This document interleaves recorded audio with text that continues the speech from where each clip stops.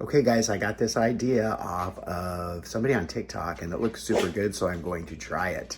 Check this out.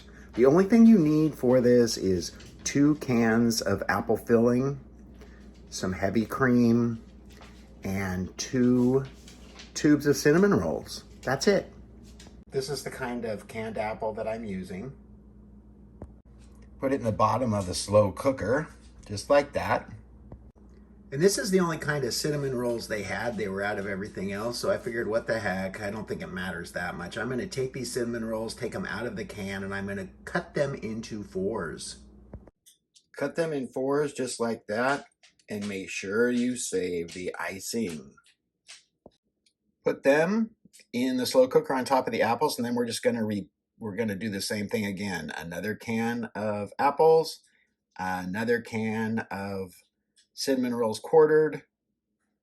Okay guys, so this is what it looks like. Now what I'm going to do is I'm going to add some icing to the top of this. Then I'm going to add about a half a container of heavy cream, and then I'm going to stir it all up.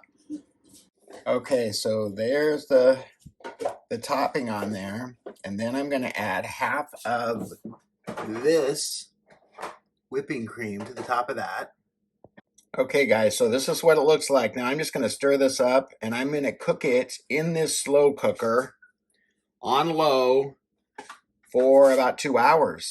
And then I will show you what it looks like when it is done. Okay, this is what it looks like.